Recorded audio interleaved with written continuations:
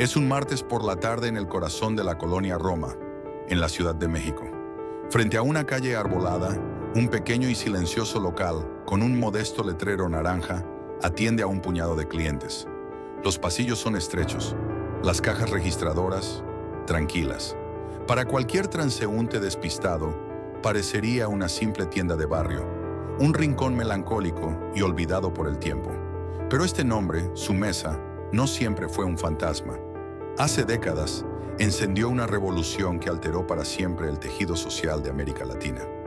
En 1946 fue el primer supermercado de autoservicio en el país, rompiendo audazmente con cientos de años de la histórica cultura de los tianguis y los mercados públicos.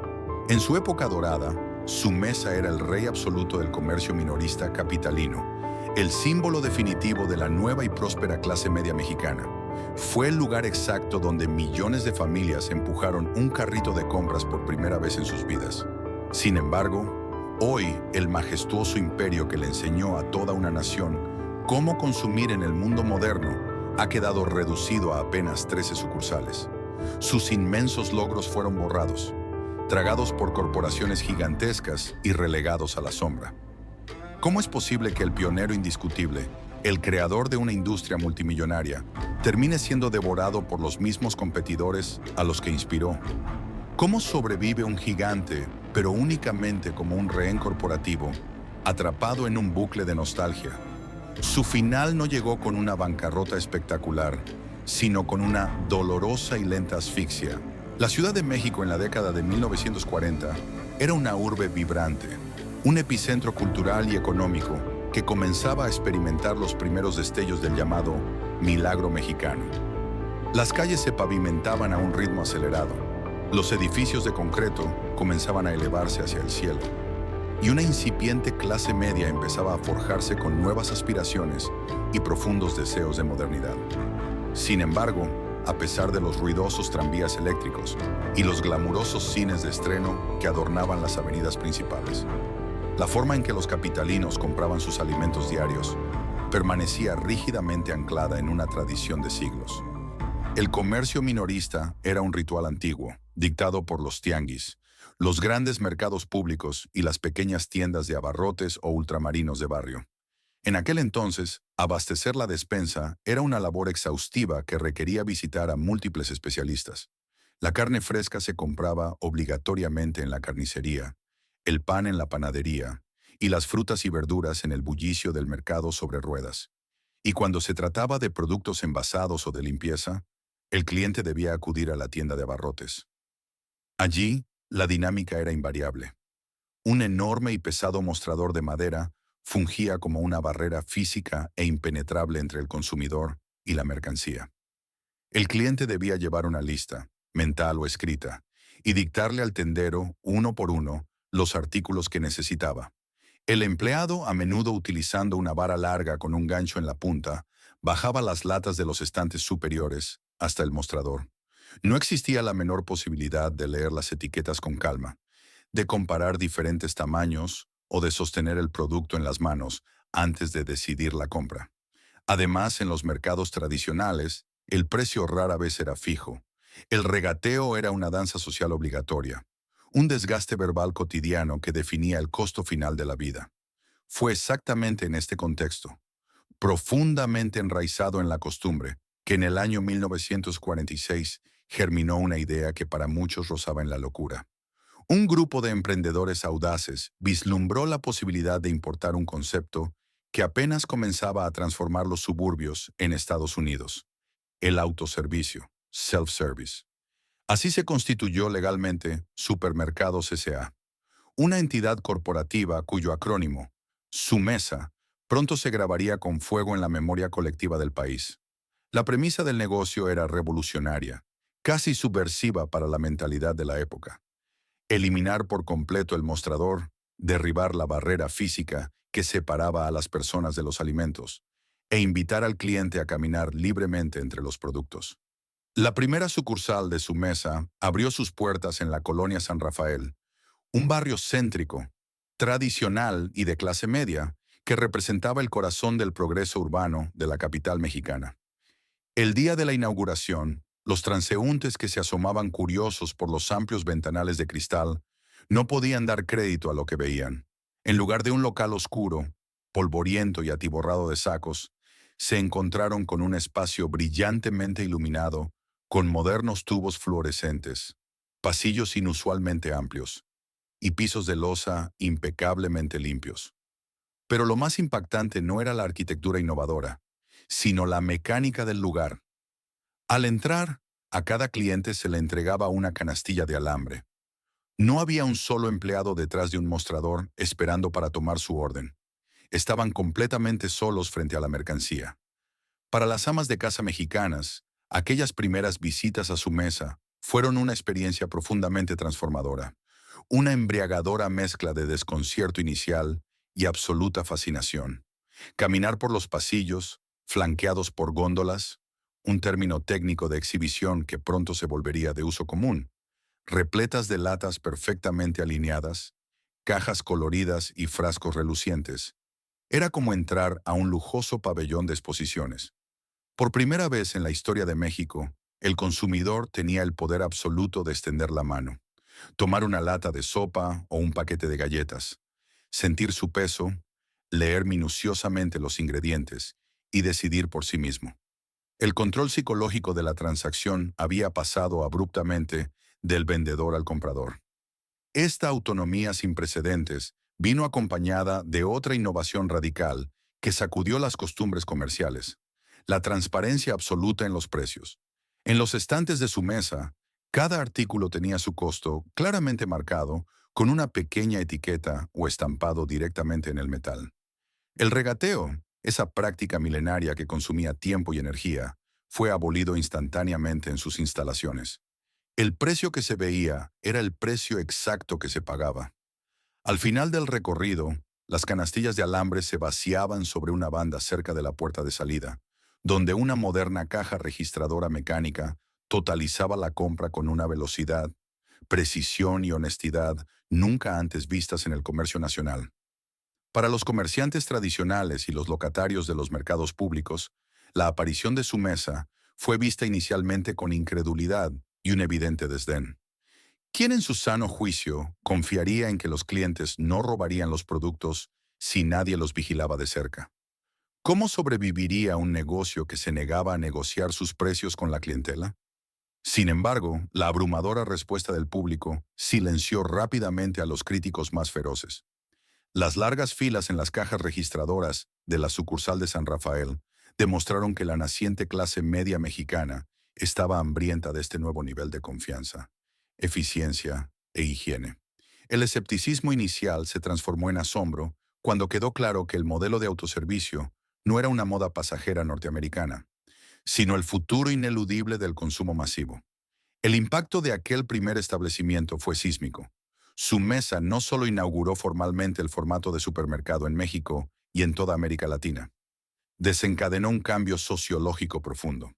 Hacer la despensa dejó de ser una obligación fragmentada, agotadora y sujeta al humor del tendero para comenzar a convertirse en una actividad de ocio, un símbolo de estatus y una experiencia de descubrimiento personal. La tienda de autoservicio se erigió majestuosamente como el nuevo templo de la modernidad. Su mesa había encendido la chispa de una revolución comercial imparable, estableciendo los cimientos de un imperio pionero que en ese momento de triunfo deslumbrante parecía destinado a reinar sobre México para siempre.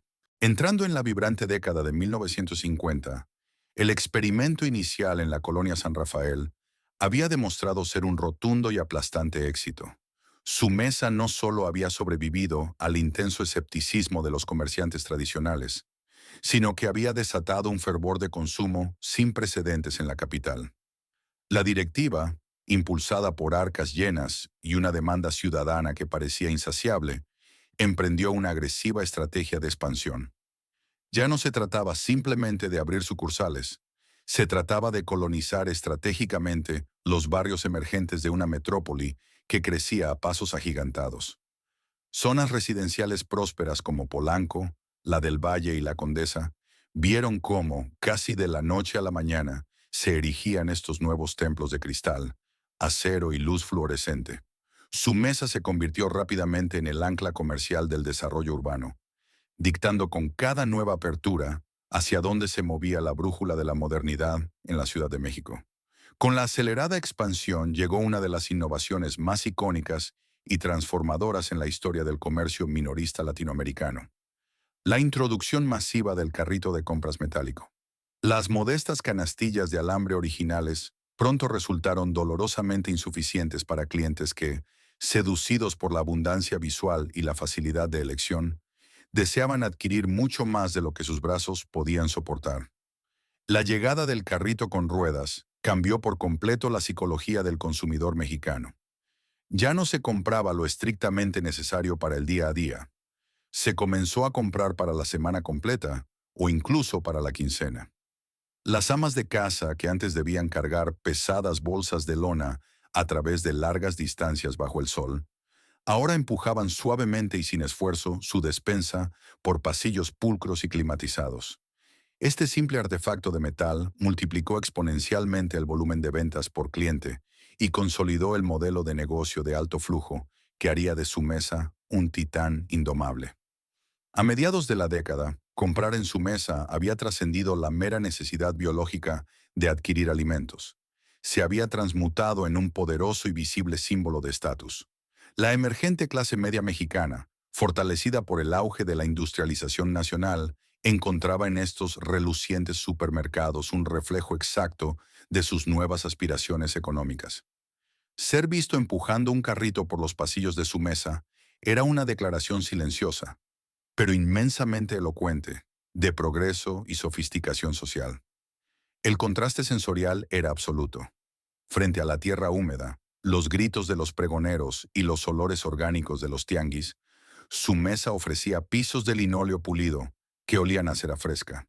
Silencio respetuoso, interrumpido solo por música ambiental, y estantes perfectamente geométricos.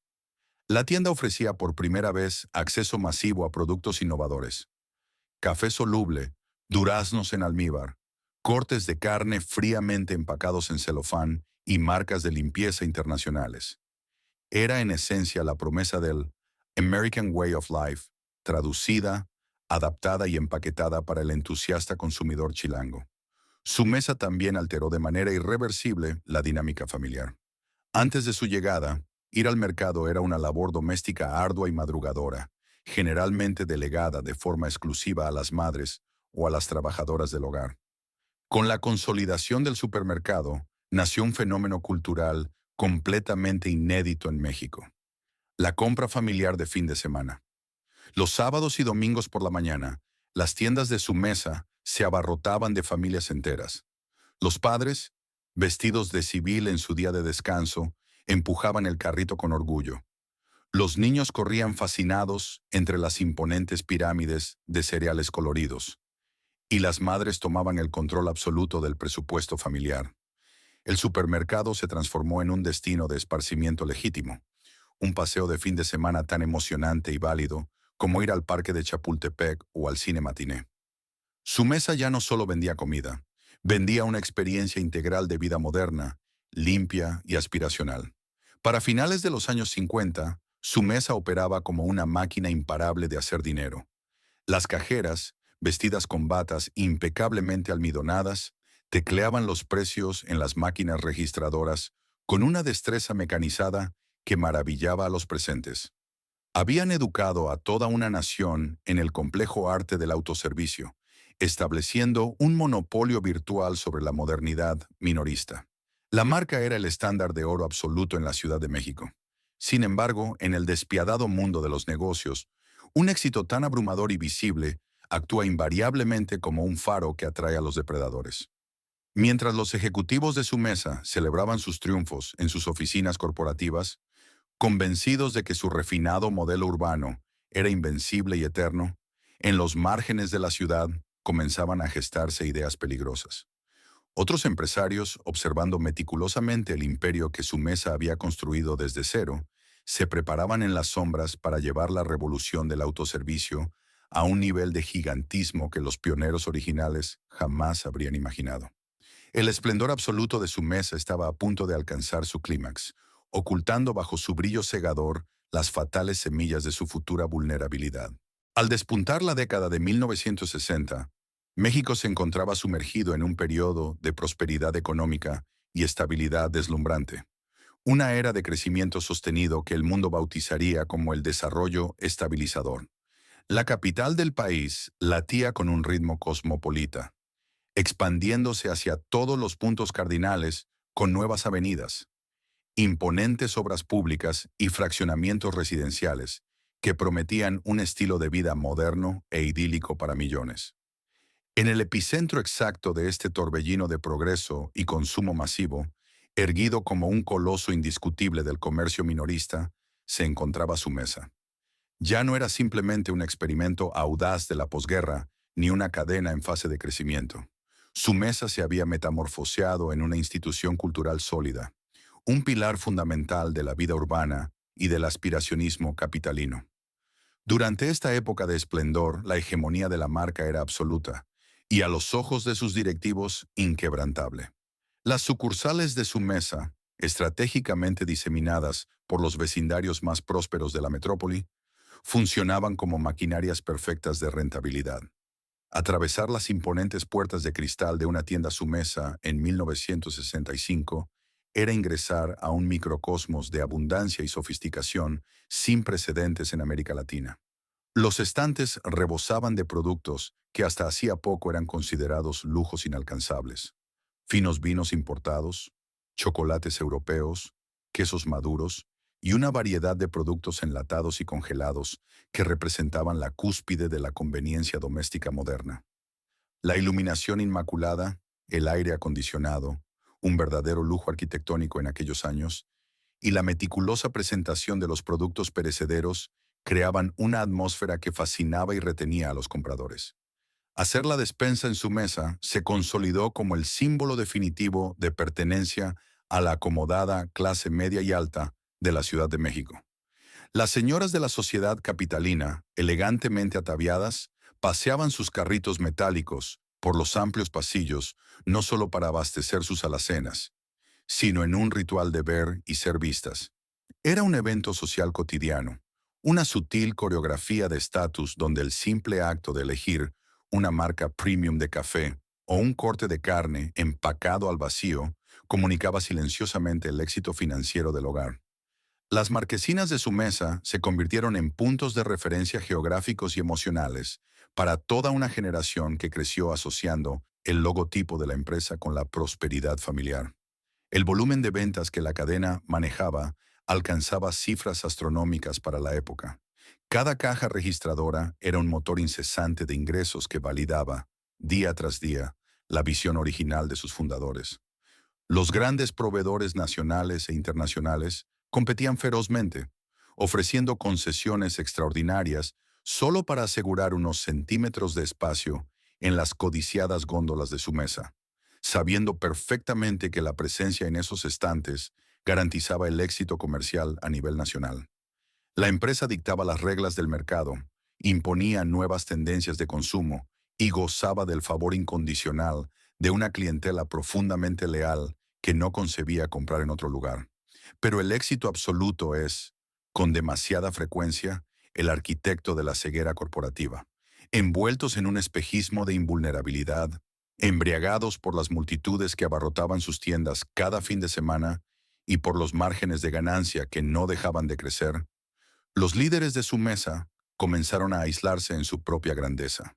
La junta directiva de su mesa, operando desde la comodidad de sus oficinas corporativas, cometió el pecado capital de casi todos los grandes pioneros de la historia comercial. Asumir que haber inventado las reglas del juego les garantizaba la victoria perpetua. Su modelo de negocio estaba milimétricamente perfeccionado para un México que, irónicamente, estaba a punto de desaparecer. Las sucursales originales, enclavadas en el denso corazón de colonias históricas como la Roma, San Rafael, Condesa y Polanco, habían sido diseñadas para una época de tráfico peatonal, para clientes de barrio que caminaban un par de cuadras, o a lo sumo, tomaban un tranvía para hacer sus compras. Sin embargo, el milagro mexicano había traído consigo un subproducto deslumbrante que alteraría para siempre la geografía urbana y el tejido del consumo, la masificación del automóvil. De pronto, la clase media ya no solo quería comprar en mayores cantidades, quería transportar su enorme despensa quincenal en la cajuela de sus flamantes vehículos familiares. Las elegantes tiendas de su mesa, con su arquitectura impecable pero encajonada en predios céntricos y costosos, carecían de una infraestructura que de la noche a la mañana se volvió vital. Grandes zonas de estacionamiento. Sumado a esto, la visión de los ejecutivos se mantenía rígidamente purista. Para ellos, su mesa era y siempre sería un supermercado en el sentido más estricto y tradicional de la palabra. Un templo dedicado de forma exclusiva a la alimentación de alta calidad y a los abarrotes. Su filosofía dictaba que si un cliente necesitaba zapatos o ropa, debía acudir a una tienda departamental como el Palacio de Hierro o Liverpool. Si requería una lavadora o un televisor, su destino era una casa de electrodomésticos especializada. Esa era la frontera invisible del comercio minorista de la época, y su mesa la respetaba con una devoción casi religiosa. La directiva no veía absolutamente ninguna razón para alterar o diluir una fórmula estética y operativa que seguía inyectando millones de pesos anuales a sus cuentas bancarias. Esta rigidez mental y estructural creó un punto ciego de proporciones catastróficas. Mientras los pasillos de su mesa seguían deslumbrando con sus pisos pulidos y su selecta clientela, la empresa no se percató de que la lealtad del nuevo consumidor mexicano no estaba anclada incondicionalmente a una marca, sino a la conveniencia absoluta. Su mesa les había enseñado a los compradores el placer de encontrar todo lo que comían bajo un mismo techo. Ahora esos mismos compradores empezaban a preguntarse, ¿por qué no puedo comprar también mi ropa y mis sartenes en el mismo lugar? La edad de oro de su mesa no culminó con un declive inmediato en las cajas registradoras. De hecho, los números a mediados de los 60 seguían siendo engañosamente extraordinarios, sino con una profunda parálisis estratégica. Se habían convertido en un gigante pesado, profundamente enamorado de su propio reflejo en los ventanales de sus tiendas premium. Ignoraban que, a escasos kilómetros de allí, en terrenos periféricos, industriales y polvorientos, donde el metro cuadrado era infinitamente más barato, un nuevo grupo de empresarios estaba trazando líneas con cal en el suelo. No estaban diseñando simples supermercados. Estaban concibiendo monstruos de concreto que no respetarían ninguna frontera comercial, dispuestos a reescribir la historia del consumo en México y a convertir el imperio de su mesa en una reliquia del pasado. A medida que la década de 1960 avanzaba hacia su ocaso y se adentraba en los años 70, el panorama comercial de México comenzó a experimentar un sismo tectónico que su mesa, desde su cómoda y aristocrática cima, apenas logró percibir a tiempo. La fórmula de la tienda de abarrotes premium de autoservicio había sido revolucionaria en 1946, pero más de 20 años después, una nueva generación de empresarios estaba lista para reescribir por completo las reglas del juego. Estos nuevos competidores no querían simplemente rivalizar con su mesa en el refinado negocio de los supermercados de barrio. Su ambición era mucho más grande, cruda y agresiva. Su objetivo era crear una categoría de consumo masivo completamente inédita en el país. En 1958, los hermanos Jerónimo, Plácido y Manuel Arango habían inaugurado una modesta tienda de descuentos llamada Aurrera en la calle de Bolívar, en el centro de la ciudad. Aunque sus inicios fueron discretos, los hermanos pronto comprendieron una verdad fundamental sobre la demografía mexicana. El futuro del comercio minorista no estaba atrapado en los locales pequeños, costosos y sin estacionamiento del centro histórico. El verdadero potencial residía en las vastas extensiones de tierra que bordeaban la creciente mancha urbana de la capital. Siguiendo una visión similar, empresarios tenaces como Ángel Losada Gómez, quien fundaría Grupo Gigante en 1962, y Antonino González Abascal, que estaba transformando el negocio textil familiar en la colosal cadena comercial mexicana, comenzaron a apostar por un formato monstruoso importado de Europa, el hipermercado. El contraste físico y filosófico entre el modelo tradicional de su mesa y estos nuevos titanes de acero era abismal. Mientras la directiva de Sumesa seguía invirtiendo grandes sumas de capital en acabados arquitectónicos de lujo, iluminación sofisticada y rentas exorbitantes, en ubicaciones premium de colonias como San Ángel, Del Valle y Polanco, los fundadores de Aurrerá, Gigante y Comercial Mexicana, tomaron un camino radicalmente opuesto. Compraron enormes terrenos baldíos, polvorientos e industriales en la periferia de la Ciudad de México y en los nacientes municipios del Estado de México. Allí, en lugar de tiendas boutique, levantaron inmensas naves industriales, tipo hangar. Eran estructuras utilitarias, con techos de lámina a gran altura, fríos pisos de concreto pulido y pasillos tan descomunalmente anchos que dos automóviles podrían cruzarse en ellos. Estéticamente, estos nuevos recintos carecían del encanto, el silencio y el refinamiento que caracterizaban a su mesa.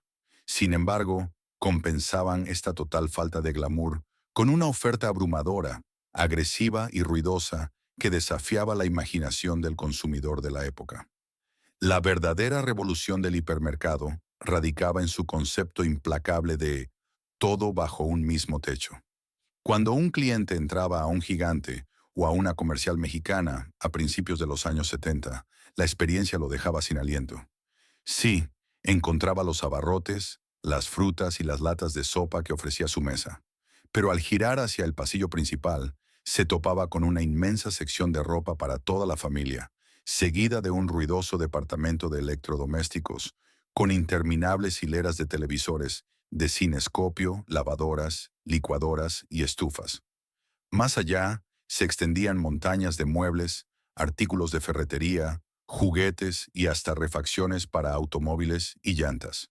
Para la familia mexicana de clase media, ahora fuertemente motorizada, la propuesta era una revelación.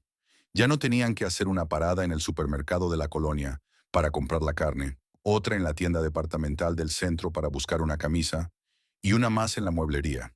El hipermercado concentraba absolutamente todas sus necesidades de consumo y crédito en una sola expedición de fin de semana. Y lo que fue más devastador para el modelo de su mesa, al construir en las afueras de la ciudad, donde la tierra era increíblemente barata, estos nuevos gigantes pudieron rodear sus inmensas bodegas con extensiones de asfalto negro impensables para los barrios residenciales. Ofrecían gigantescos estacionamientos gratuitos con capacidad para cientos e incluso miles de vehículos. Este detalle logístico, que parecía mundano, se convirtió rápidamente en el arma más letal contra la hegemonía de los pioneros.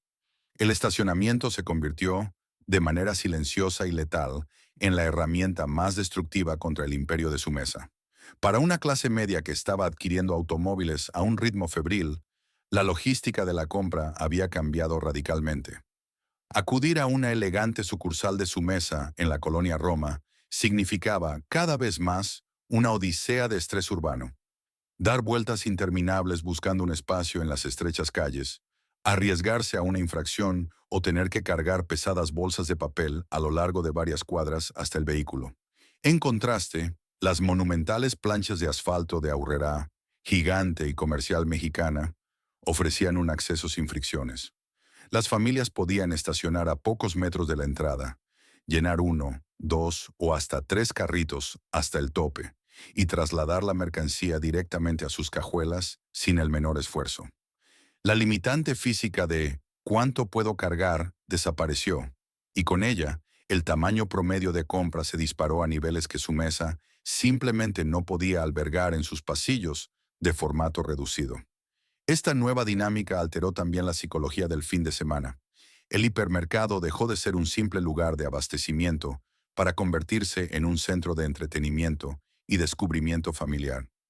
Un padre de familia podía ir con la intención original de comprar leche y pan y terminar adquiriendo un juego de llantas nuevas, una vajilla y ropa para los niños.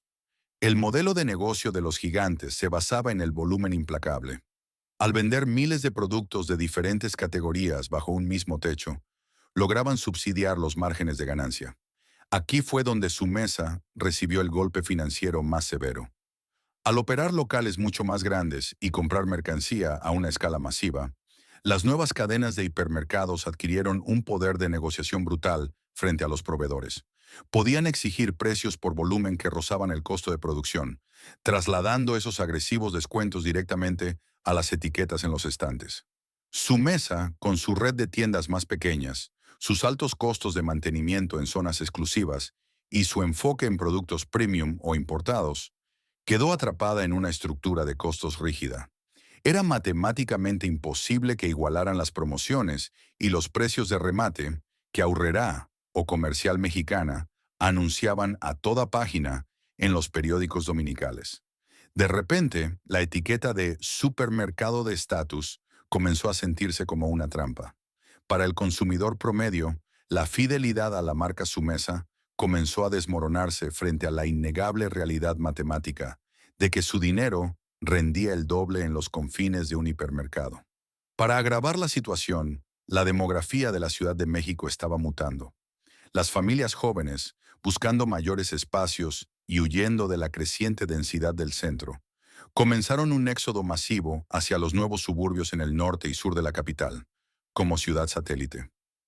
Los hipermercados los siguieron, construyendo sus fortalezas de concreto, justo donde florecían estos nuevos vecindarios.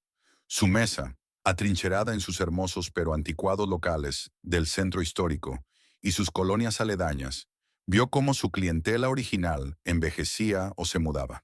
En las oficinas corporativas de Supermercados S.A., la negación inicial comenzó a dar paso a una fría y aterradora realización.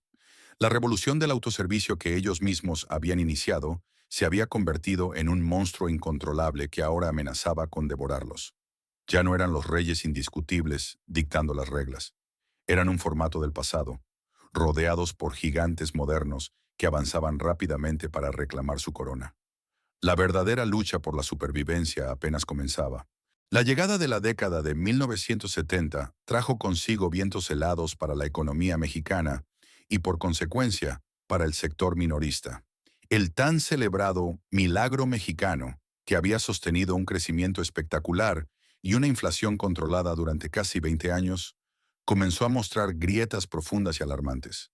El gasto público desmedido y el endeudamiento externo empezaron a asfixiar las finanzas de la nación. Para el ciudadano común, esto se tradujo en un fenómeno que cambiaría sus hábitos de forma drástica: la pérdida gradual, pero incesante, del poder adquisitivo. De pronto, hacer la despensa dejó de ser una actividad aspiracional impulsada por el estatus, para convertirse en un ejercicio de estricta supervivencia matemática. En este nuevo y hostil ecosistema económico, su mesa se encontró en la posición más vulnerable de su historia. Su modelo de negocio había sido diseñado para una clase media boyante que no miraba el precio de los duraznos en almíbar importados, ni escatimaba en cortes de carne premium. Pero cuando la inflación comenzó a erosionar los salarios, esa misma clientela leal se vio obligada a tomar decisiones difíciles. La fidelidad a la marca, que durante años había sido el escudo protector de su mesa, se evaporó rápidamente frente a la necesidad imperiosa de hacer rendir el presupuesto familiar. Los clientes comenzaron a migrar en masa hacia los formatos de descuento y los nacientes hipermercados, donde el volumen permitía precios significativamente más bajos. Al interior de las oficinas corporativas de Supermercados S.A., el pánico comenzó a filtrarse en las salas de juntas. La directiva se dio cuenta, demasiado tarde, de que estaban atrapados en una prisión de su propia creación. Su mayor fortaleza en los años 50, sus envidiables ubicaciones en el denso tejido urbano de las colonias más tradicionales de la capital, era ahora su condena. Estaban físicamente confinados. No podían derribar los edificios históricos contiguos en la colonia Roma o San Rafael para construir planchas de estacionamiento, ni podían elevar los techos de sus elegantes pero pequeños locales para añadir departamentos de ropa o línea blanca. Desesperados por detener la hemorragia de clientes, los administradores de su mesa intentaron implementar medidas correctivas que terminaron por desdibujar la identidad de la marca. En un intento torpe de imitar a los gigantes de la periferia, comenzaron a introducir artículos no relacionados con la alimentación en sus reducidos pasillos. De repente, entre los finos quesos y las botellas de vino, aparecieron exhibidores improvisados de sartenes baratos, cubetas de plástico y artículos de ferretería. El resultado fue un desastre visual y operativo. Los pasillos, otrora amplios y prístinos, se volvieron claustrofóbicos y desordenados. Su mesa dejó de ser la boutique de abarrotes elegante y sofisticada, pero tampoco logró convertirse en un hipermercado funcional. Habían caído en un limbo comercial. Eran demasiado caros para competir en precio y demasiado caóticos para mantener su estatus premium. El golpe de gracia a esta agonía operativa llegó en el fatídico año de 1976. Durante el último año del sexenio del presidente Luis Echeverría, el gobierno mexicano, incapaz de sostener la paridad cambiaria, anunció la primera gran devaluación del peso en más de 2 décadas. La moneda pasó abruptamente de 12.50 a más de 20 pesos por dólar. Para una cadena como Sumesa, cuyos estantes estaban históricamente nutridos por un alto porcentaje de productos de importación, desde latería fina europea hasta licores y artículos de cuidado personal estadounidenses, el impacto en sus costos de operación fue catastrófico y fulminante. De un día para otro, reabastecer esos productos de lujo se volvió financieramente imposible. Los precios en las etiquetas de Sumesa tuvieron que ajustarse al alza con una violencia que espantó a los pocos clientes que aún cruzaban sus puertas. Los estantes, que antes representaban la cornucopia de la modernidad, comenzaron a mostrar dolorosos espacios vacíos. La gerencia, en un intento por mantener las tiendas surtidas, tuvo que reemplazar las marcas internacionales de prestigio con productos nacionales de menor calidad, alienando aún más a su base de consumidores tradicional. El ambiente dentro de las sucursales durante finales de los 70 se tornó melancólico. Los gerentes veteranos, aquellos que habían vivido la fiebre de las aperturas multitudinarias de los años 50, ahora caminaban por pasillos donde reinaba un silencio inquietante, roto solo por la música ambiental. Las cajas registradoras, que alguna vez no paraban de sonar durante los fines de semana, ahora pasaban largos intervalos sin actividad. Las empleadas con sus batas aún almidonadas miraban a través de los ventanales de cristal, esperando a familias enteras que ya no llegaban, porque esas familias ahora pasaban sus sábados empujando carritos gigantes en naves industriales a las afueras de la ciudad. Sumesa no estaba cerrando tiendas masivamente todavía, pero estaba perdiendo dinero a un ritmo alarmante. Sus márgenes de ganancia se habían pulverizado y las deudas comenzaban a acumularse. El gigante que había enseñado a México a comprar en el mundo moderno estaba ahora de rodillas, respirando con dificultad en un mercado que ya no comprendía. Sin capital para reinventarse, sin espacio físico para crecer y sin una propuesta de valor clara para el consumidor castigado por la crisis, la empresa quedó expuesta, débil y lista para ser devorada. El pionero independiente estaba a punto de perder lo único que le quedaba, su libertad. El año 1981 marcó el punto de no retorno para la empresa que alguna vez dictó las reglas del consumo en México. A principios de la década de los 80, el país entero caminaba como un sonámbulo hacia el precipicio de una de las crisis financieras más devastadoras de su historia moderna. La inflación galopante, la fuga de capitales y la inestabilidad de un gobierno asfixiado por la deuda externa crearon un ambiente de terror corporativo. Para una cadena ya debilitada como Sumesa, que llevaba casi una década perdiendo cuota de mercado, rentabilidad y relevancia, este clima económico fue la sentencia de muerte definitiva para su independencia. Las opciones sobre la mesa de la junta directiva se habían agotado. Supermercados C.A. ya no tenía liquidez para remodelar sus tiendas anticuadas. Carecía del poder de negociación para competir con los precios de los hipermercados y estaba perdiendo dinero con cada día que mantenía abiertas sus puertas. El colapso total, una bancarrota humillante y pública, parecía la única salida natural. Sin embargo, en el despiadado tablero del comercio minorista, los cadáveres de las marcas ilustres rara vez se dejan pudrir al sol. Siempre hay un gigante dispuesto a devorar sus restos. Ese depredador corporativo fue Controladora Comercial Mexicana. La ironía de la situación era tan profunda como cruel. Comercial Mexicana, la empresa del icónico logotipo del pelícano, había cimentado su imperio multimillonario en los años 70 precisamente, construyendo hipermercados colosales a las afueras de la ciudad, aplastando el modelo de tiendas de barrio de su mesa. Ahora, Antonino González Abascal y su familia, los dueños de La Comer, se sentaban al otro lado de la mesa de negociaciones para comprar a la misma empresa a la que habían dejado obsoleta.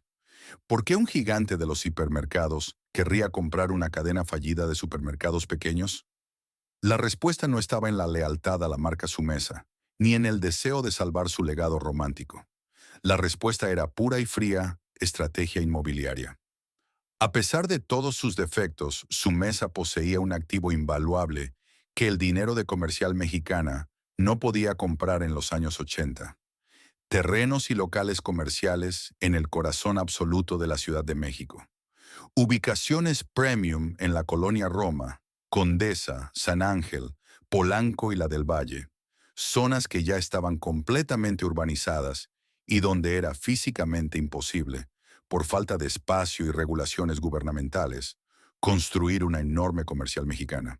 Adquirir su mesa era, para La Comer, una maniobra maestra para infiltrarse en el denso centro capitalino, absorbiendo de un solo golpe una red de tiendas urbanas que servirían para captar las compras rápidas de la clase media alta, que aún residía en esos vecindarios tradicionales.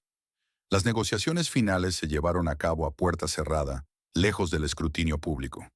Cuando se firmaron los documentos en 1981, el acto formalizó mucho más que una simple transacción financiera. Fue la capitulación total de un pionero. La entidad legal Supermercados S.A., que en 1946 había enseñado a América Latina a empujar un carrito de compras, dejaba de existir como una empresa soberana. Había sido tragada entera por uno de sus alumnos más agresivos. El impacto interno de la compra fue devastador para el orgullo corporativo de su mesa. Para los empleados veteranos, aquellos gerentes, almacenistas y cajeras que habían inaugurado las sucursales doradas en los años 50, sintiéndose parte de la vanguardia comercial absoluta. La transición fue una experiencia profundamente amarga y desmoralizadora. De la noche a la mañana, dejaron de ser los pioneros respetados, los aristócratas de la industria minorista, para convertirse en los hermanos menores, casi los hijastros corporativos, del masivo imperio del pelícano. Los ejecutivos de Comercial Mexicana irrumpieron en las oficinas corporativas de su mesa, con una mentalidad radicalmente distinta. A ellos no les interesaba preservar el encanto nostálgico, ni el servicio al cliente hiperpersonalizado, ni la selección curada de costosos productos importados. Su idioma exclusivo era el del volumen, la eficiencia implacable y los márgenes de ganancia estandarizados. Inmediatamente se impusieron nuevos sistemas de inventario, proveedores y manuales operativos rígidos que chocaban frontalmente con la cultura histórica de su mesa. El control absoluto pasó a manos de directivos que veían a estas tiendas no como joyas históricas, sino como simples puntos de venta en un mapa logístico. Físicamente, las sucursales comenzaron a sufrir las consecuencias visibles de esta asimilación. Comercial Mexicana, enfocada obsesivamente en expandir sus gigantescos hipermercados por todo el territorio nacional para aplastar a Aurrerá y Gigante, destinaba presupuestos mínimos, casi de estricta supervivencia, para el mantenimiento de las pequeñas tiendas su mesa. Las remodelaciones integrales se detuvieron por completo. La iluminación, antes impecable, empezó a mostrar tonos mortecinos. Los pisos, desgastados por décadas de tráfico incesante, no fueron reemplazados. El glorioso logotipo de su mesa, que alguna vez fue un faro de la modernidad en la Ciudad de México, perdió su brillo en las fachadas, adquiriendo una pátina de abandono y fatiga. Peor aún fue la transformación del piso de ventas. La Comer comenzó a utilizar a su mesa como un canal secundario para distribuir sus propias marcas libres y productos de menor costo, diluyendo casi por completo la oferta premium que había definido a la cadena durante 30 años. Los clientes fieles, las familias que aún caminaban a la sucursal de su colonia por pura lealtad o comodidad geográfica, notaron el cambio de inmediato. El supermercado aspiracional se sentía ahora como un almacén descuidado, un local genérico que operaba en piloto automático y sin alma. El año 1981 no marcó el cierre físico y definitivo de las puertas, pero sí fue el verdadero funeral de su mesa como entidad creadora e innovadora. La marca fue despojada de su identidad central y su autonomía. Se convirtió en un rehén corporativo, un banco de terrenos estratégicamente ubicados y disfrazados de supermercados, atrapada en una inmensa red que la mantendría con vida artificial durante las siguientes décadas. No por un profundo respeto a su inmenso legado, sino por la pura, fría y calculadora conveniencia inmobiliaria de sus nuevos amos. La década de 1980 trajo consigo una dolorosa reconfiguración para las icónicas tiendas Sumesa. Oficialmente, la marca seguía viva. Sus puertas abrían cada mañana y las cajas registradoras continuaban operando en las colonias más tradicionales de la Ciudad de México. Sin embargo, para los clientes de toda la vida y para los empleados que habían sobrevivido a la adquisición de 1981, la realidad era innegablemente amarga. Su mesa había dejado de ser un fin en sí mismo para convertirse en un simple instrumento logístico dentro del colosal engranaje de controladora comercial mexicana. Había comenzado la larga, silenciosa y humillante era de vivir a la sombra del pelícano. Antonino González Abascal y la junta directiva de La Comer tenían una agenda corporativa muy clara, y en ella el nombre Sumesa ocupaba el último y más polvoriento escalón de sus prioridades. Su verdadera guerra, la que definía el futuro del comercio en México, se libraba en las periferias urbanas y a nivel nacional, construyendo hipermercados cada vez más titánicos para aplastar a sus acérrimos rivales. Aurrera, ahora aliada con Walmart, y Grupo Gigante.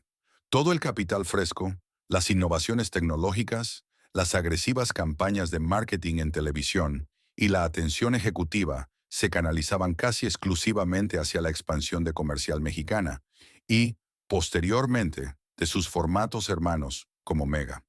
Su mesa, por el contrario, fue fríamente relegada al estatus de formato de conveniencia urbano, una categoría menor diseñada únicamente para extraer liquidez rápida y segura de aquellos vecindarios céntricos, donde los gigantescos hipermercados no podían entrar por falta de espacio. Esta asimetría letal en la inversión se hizo brutalmente evidente en el piso de ventas. Las sucursales de su mesa, que durante las décadas de los 50 y 60 habían sido el estándar de oro indiscutible del diseño comercial en América Latina, comenzaron a sufrir un proceso de deterioro crónico y visible.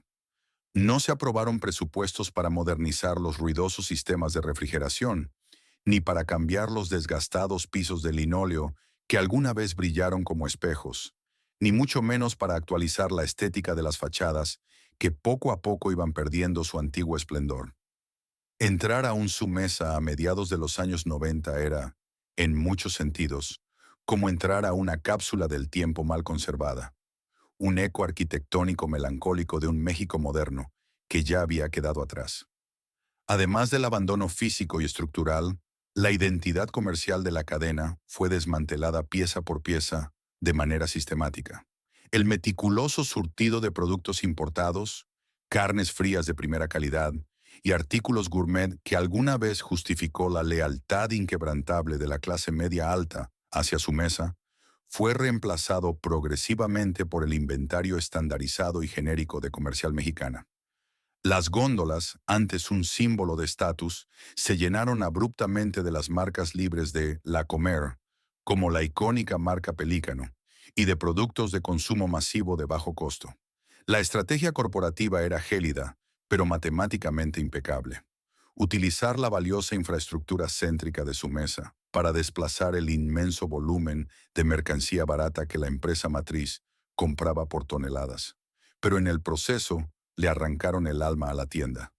Para los residentes de colonias como la Roma, San Rafael o la del Valle, ir a su mesa dejó de ser una experiencia premium para convertirse en una simple visita de emergencia a una bodega glorificada, un lugar al que acudían solo cuando les faltaba leche o pan, pero nunca más para hacer la compra principal de la quincena. La década de los 90 y la inminente llegada del nuevo milenio solidificaron esta dolorosa realidad operativa. Para Controladora Comercial Mexicana, su mesa funcionaba estrictamente como una vaca lechera de bajo mantenimiento. Los locales, al estar estratégicamente anclados en propiedades céntricas que ya habían sido amortizadas o que gozaban de acuerdos de arrendamiento muy antiguos, generaban un flujo de efectivo constante, seguro y sin complicaciones. Este capital era rápidamente succionado por la matriz para financiar la brutal y sangrienta guerra de precios de La Comer contra gigantes como Walmart de México, Soriana y Chedraui a nivel nacional. Sin embargo, ni un solo peso de esas jugosas ganancias regresaba a las antiguas sucursales de su mesa para su tan necesaria modernización. Mientras el vertiginoso mundo del retail mexicano evolucionaba con la introducción de sistemas de escáneres láser, inventarios computarizados, programas de lealtad y diseños arquitectónicos vanguardistas en los nuevos hipermercados, su mesa quedó deliberadamente congelada en el tiempo. Sus cajas registradoras eran a menudo modelos anticuados, heredados o reciclados de otras tiendas de la corporación matriz. Sus carritos de compras, aquellos artefactos metálicos que alguna vez simbolizaron el pináculo del consumismo moderno y la abundancia, ahora lucían oxidados, con ruedas atascadas y, como un insulto final a su historia, frecuentemente llevaban estampado el logotipo del pelícano despintado en lugar del icónico emblema naranja de su mesa. El daño más profundo y trágico, no obstante, fue de carácter puramente generacional. Durante los años 80, 90 y principios de los 2000, toda una nueva generación de capitalinos creció sin tener la menor idea de lo que ese nombre había significado para la historia del país. Para los jóvenes de la Ciudad de México, su mesa no evocaba ninguna revolución del autoservicio, ningún hito cultural, ni ningún estatus aspiracional. Si acaso conocían la tienda, la percibían simplemente como un supermercado de paso, un local viejo, de pasillos estrechos y techos bajos, en la esquina de la colonia, al que iban caminando para comprar refrescos o botanas de último minuto, cuando les daba pereza manejar hasta el súper de verdad. Los únicos que mantenían viva la llama de la memoria en medio de aquellos pasillos polvorientos eran los clientes de la tercera edad. Las abuelas y abuelos que 40 o 50 años atrás habían empujado maravillados aquellas primeras canastillas de alambre en la sucursal de San Rafael o la Roma, seguían acudiendo por pura inercia, por cariño al barrio y por la comodidad de la cercanía. Caminaban lentamente por los pasillos desgastados, recordando en el más absoluto silencio los días de gloria en que ese mismo piso de linóleo brillaba bajo luces resplandecientes y los estantes ofrecían las maravillas del mundo moderno. Pero sus recuerdos eran invisibles y carecían de valor para la implacable maquinaria corporativa. Su mesa no estaba muerta, sus puertas no habían sido clausuradas con candados, ni sus vitrinas cubiertas con papel periódico, pero sufría un destino que en el implacable mundo de los negocios suele ser mucho más cruel que una bancarrota rápida. La irrelevancia total y el olvido en vida.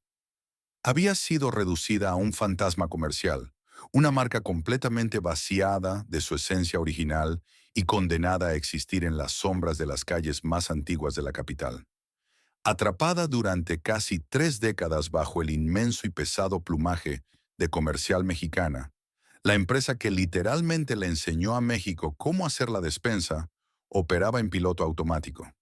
Sus empleados y gerentes esperaban pacientemente que el tiempo los consumiera, sin imaginar que la corporación gigante que los había devorado estaba a punto de tropezar.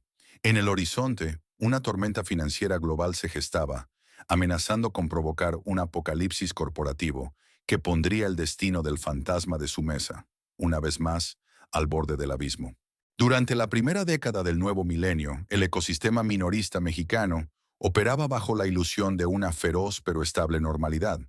Controladora Comercial Mexicana se mantenía como uno de los 3 titanes indiscutibles del país, envuelta en una encarnizada batalla por el territorio nacional contra Walmart y Soriana.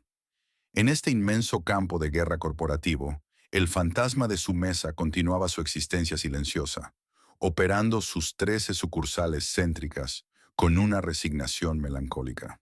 Para los empleados de estas pequeñas tiendas de barrio, el destino de la empresa parecía fijo. Seguirían abriendo sus puertas, vendiendo abarrotes básicos y cobrando rentas invisibles para la corporación, hasta que el desgaste estructural finalmente las consumiera. Nadie anticipaba que el golpe más devastador a su supervivencia no vendría de la falta de clientes ni de la competencia en las calles, sino de las oscuras y complejas entrañas de Wall Street. El año 2008 pasaría a la historia global como el epicentro de un cataclismo económico brutal, impulsado por el colapso de las hipotecas subprime en Estados Unidos. Sin embargo, para Comercial Mexicana, la tragedia tuvo un componente autoinfligido de proporciones épicas. A espaldas del público, de los accionistas minoritarios y, por supuesto, de los miles de empleados que acomodaban latas en los estantes, la alta dirección ejecutiva de la Comer había estado participando en una arriesgada apuesta financiera para protegerse de las fluctuaciones cambiarias y, simultáneamente, intentar generar ganancias extraordinarias en papel. La empresa había adquirido masivamente instrumentos financieros altamente especulativos, conocidos como derivados cambiarios. La premisa de esta estrategia de casino corporativo dependía de una sola condición absoluta: que el peso mexicano se mantuviera fuerte y estable frente al dólar estadounidense. Era una apuesta gigantesca, una bomba de tiempo silenciosa que latía en los balances contables de la empresa. En octubre de 2008, la bomba detonó. Cuando el pánico financiero global alcanzó su punto máximo, los inversionistas huyeron hacia activos seguros, provocando que el valor del peso mexicano se desplomara de manera violenta y repentina frente al dólar. En cuestión de días, las posiciones en derivados de Comercial Mexicana se volvieron tóxicas. La empresa, que operaba supermercados y vendía jitomates, de pronto se encontró debiendo a un consorcio de bancos internacionales la astronómica y asfixiante cifra de más de $2,000 millones. Era una deuda colosal, completamente desproporcionada para su flujo de operación, que la arrojó instantáneamente al borde de la quiebra absoluta. La noticia cayó como un yunque sobre el mercado mexicano. Las acciones de La Comer se suspendieron en la Bolsa Mexicana de Valores y la empresa se vio obligada a solicitar la protección legal del concurso mercantil. El pánico se extendió como un incendio forestal desde las altas esferas corporativas hasta el piso de ventas de cada una de sus sucursales. Para su mesa, el impacto físico de esta crisis corporativa fue inmediato y aterrador. Los grandes proveedores nacionales e internacionales, al enterarse de la insolvencia de la empresa matriz y temiendo no recuperar su dinero, cerraron de golpe las líneas de crédito. Los camiones de reparto dejaron de llegar a las zonas de descarga. De la noche a la mañana, el oxígeno que mantenía viva a la operación minorista fue cortado de tajo. Las estanterías de su mesa, que durante décadas ya habían sufrido un proceso de simplificación y desgaste, comenzaron a mostrar enormes huecos blancos. Semanas después de la noticia, el desabasto se volvió crítico. Entrar a una sucursal en la colonia Roma o San Ángel a finales de 2008 era caminar por un cementerio de góndolas vacías. Los refrigeradores de lácteos y carnes, antes repletos, se apagaron para ahorrar energía, mostrando apenas un puñado de productos dispersos. El papel higiénico, el aceite y los productos básicos de limpieza desaparecieron. La escasez recordaba a las peores crisis económicas de los años 80. Pero esta vez el problema no era nacional. Era exclusivo del Pelícano y de sus empresas cautivas. Para los empleados de su mesa, la situación era de una crueldad insoportable. Ellos no habían participado en reuniones con banqueros de inversión, no habían firmado contratos de derivados complejos, ni habían especulado con el tipo de cambio. Habían pasado años soportando el abandono corporativo, cobrando salarios modestos y manteniendo a flote la historia del supermercado original de México. Ahora, enfrentaban el desempleo inminente por una apuesta financiera que ni siquiera comprendían. En las mesas de negociación con los bancos acreedores, el nombre de su mesa volvió a brillar, pero por las razones más oscuras. Cuando un imperio está en quiebra, los acreedores exigen sangre, y la sangre en el negocio minorista son los bienes raíces. Las 13 sucursales de su mesa, ubicadas en las zonas de mayor plusvalía de la Ciudad de México, eran activos inmensamente líquidos y codiciados. La amenaza de liquidación era real. Vender los terrenos de su mesa a desarrolladores inmobiliarios para construir torres de departamentos de lujo y abonar a la multimillonaria deuda bancaria. El fantasma del pionero estaba a un paso de ser exorcizado para siempre. Atrapada en el fuego cruzado del desastre corporativo más espectacular en la historia moderna del retail mexicano, su mesa cerró la década conteniendo la respiración. Su existencia ya no dependía de la lealtad de sus clientes nostálgicos, ni de la calidad de sus abarrotes, sino de la fría clemencia de un grupo de banqueros en Nueva York y la Ciudad de México que decidían, a puerta cerrada, qué partes del imperio del pelícano serían descuartizadas y cuáles tendrían el derecho a sobrevivir. Durante los años que siguieron al cataclismo financiero de 2008, Controladora Comercial Mexicana logró sobrevivir mediante una dolorosa reestructuración de su inmensa deuda, vendiendo activos, cerrando sucursales no rentables e implementando una austeridad corporativa draconiana. Sin embargo, para la industria minorista mexicana y para los analistas de mercado, era un secreto a voces que el gigante del pelícano había quedado herido de muerte. Su capacidad para competir a largo plazo contra el poderío logístico aplastante de Walmart de México y el agresivo crecimiento de Organización Soriana se había esfumado. La venta total del imperio era solo cuestión de tiempo. Ese momento definitivo llegó en enero de 2015. En una transacción histórica que sacudió los cimientos del comercio minorista en el país, se anunció que Organización Soriana, el implacable gigante nacido en el norte de México, compraría el grueso de los activos de Comercial Mexicana por más de 39,000 millones de pesos. El acuerdo incluía la adquisición de 160 tiendas bajo los formatos de Mega, Comercial Mexicana, Bodega Comercial Mexicana y al precio. Para los empleados de las 13 sucursales restantes de su mesa, el anuncio del acuerdo fue recibido con una mezcla de pánico y resignación. ¿Qué interés podría tener un gigante enfocado en el mercado masivo como Soriana, en unas cuantas tiendas de barrio pequeñas, anticuadas y con pasillos estrechos en el centro de la Ciudad de México? El miedo generalizado era que Soriana simplemente liquidaría el formato, transformando los históricos locales en tiendas Soriana Express genéricas, o peor aún, que vendería los invaluables terrenos a desarrolladores inmobiliarios, borrando para siempre el nombre de su mesa del paisaje urbano. Sin embargo, en las oscuras y complejas letras pequeñas del contrato de compraventa se ocultaba un giro argumental inesperado. La familia fundadora de Comercial Mexicana, consciente de que no podían competir en el volumen masivo, había identificado un nicho de mercado altamente lucrativo que Walmart y Soriana aún no dominaban por completo: el consumidor de ingresos altos y medio altos. En una maniobra de supervivencia corporativa brillante, decidieron no vender la totalidad de su empresa. Escindieron un fragmento de su antiguo imperio para crear una compañía completamente nueva, ágil y libre de las deudas tóxicas del pasado.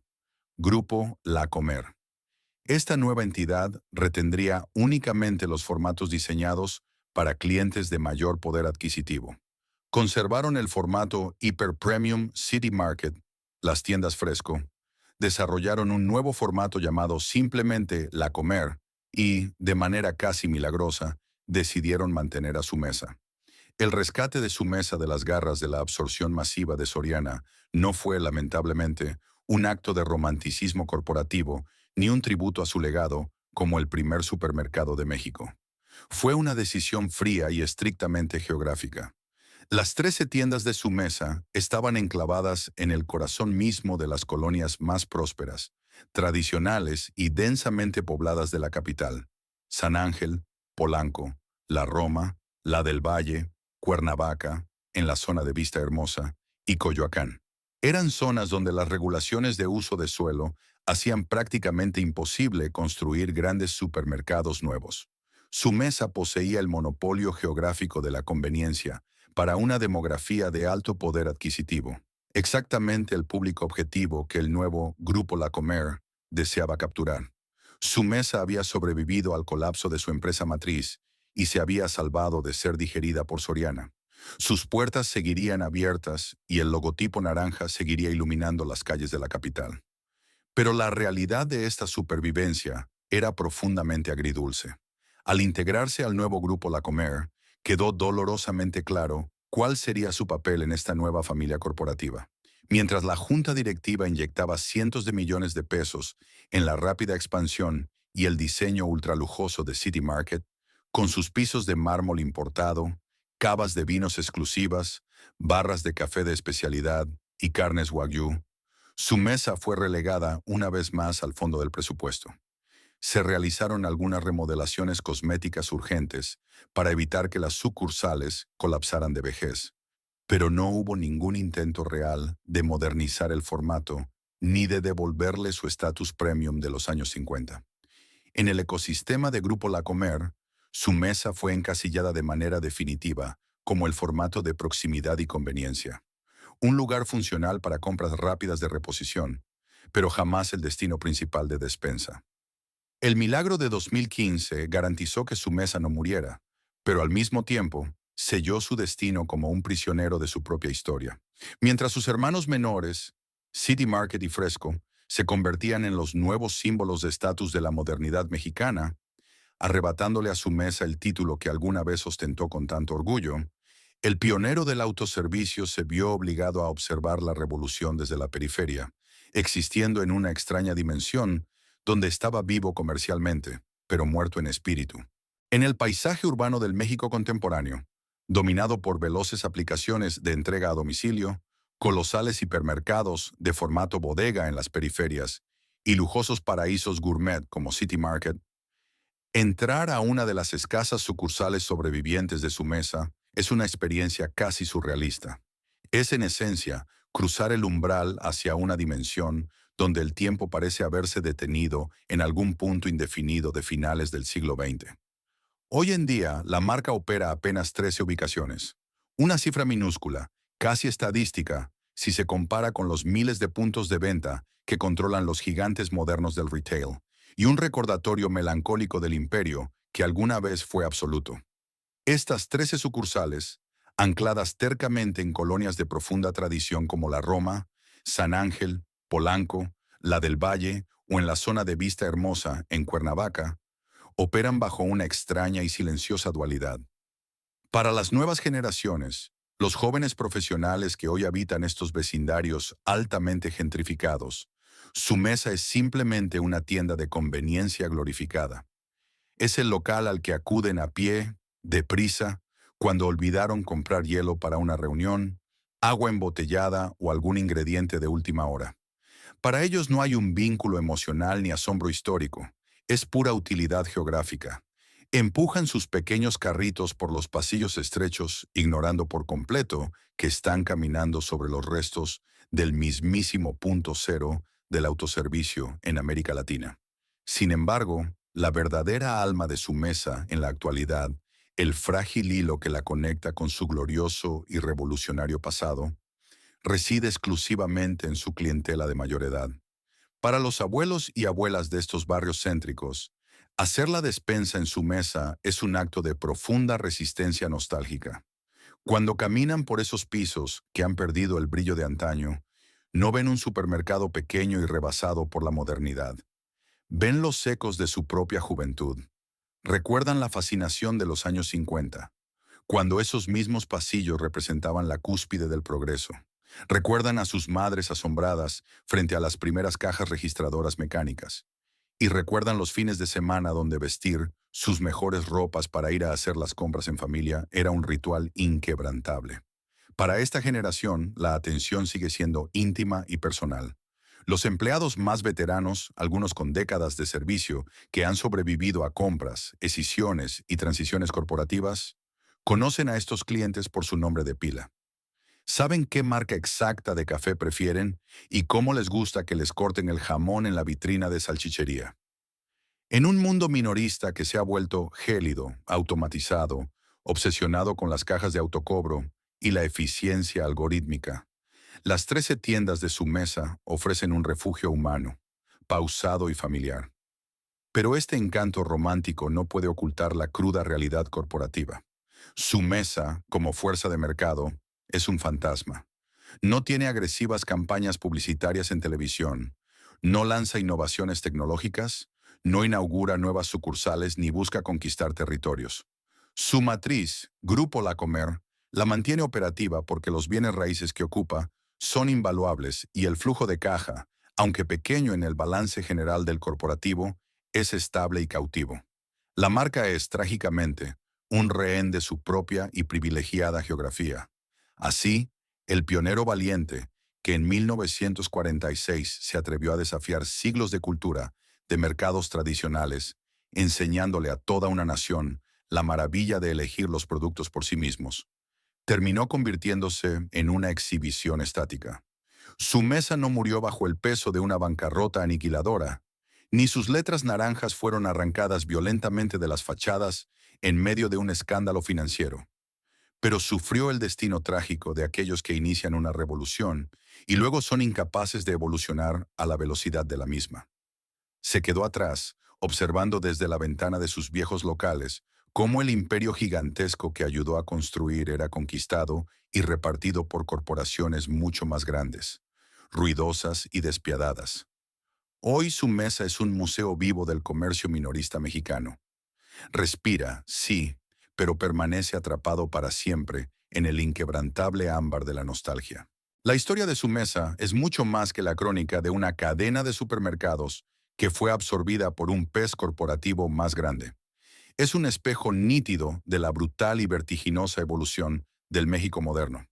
En 1946, esta marca no solo abrió tiendas en la capital, alteró de forma irreversible la anatomía de la sociedad. Le enseñó a una nación entera, profundamente arraigada a la cultura de los tianguis y el regateo, que el consumo podía ser una experiencia autónoma, moderna y aspiracional. Reemplazó el pesado mostrador de madera por el carrito de metal y transformó la agotadora labor de hacer el mandado en un ritual familiar de fin de semana que definía el éxito de la nueva clase media.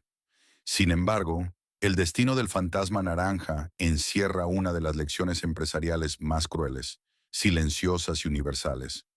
Encender la chispa de una revolución no te otorga la inmunidad para sobrevivir a su fuego. Su mayor fortaleza inicial, las elegantes e íntimas ubicaciones en el corazón histórico de la ciudad, se convirtió con el paso de las décadas en una jaula de oro que le impidió competir en la era agresiva de los colosales hipermercados.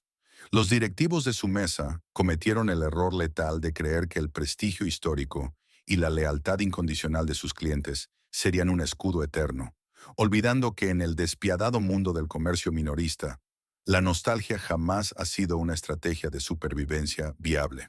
Hoy, los pocos letreros que aún sobreviven en las esquinas de colonias como la Roma, la del Valle o San Ángel son testamentos silenciosos.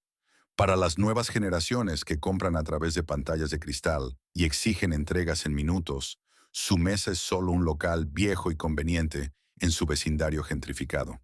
Pero para quienes vivieron su época dorada, cada pasillo desgastado es un portal melancólico hacia un México que ya se ha extinguido. Un recordatorio palpable de aquellos días en que tomar una lata de un estante era sinónimo de sostener el futuro en las manos. El pionero perdió su imperio, su independencia y su corona, pero la gigantesca industria que ayudó a crear ahora domina cada rincón geográfico de América Latina. Su mesa murió como gigante, pero sobrevive estoicamente como un fantasma nostálgico, atrapado para siempre en el tiempo. ¿Llegaste a conocer la época de esplendor de su mesa o tienes algún recuerdo familiar empujando aquellos primeros carritos de compras? Déjame tu historia en la caja de comentarios, porque en este canal creemos que las tiendas que desaparecen se llevan consigo una parte de nuestra identidad. Si este viaje al pasado te resultó fascinante, no olvides suscribirte y compartir el documental para seguir desenterrando los imperios caídos que construyeron el mundo en el que hoy vivimos.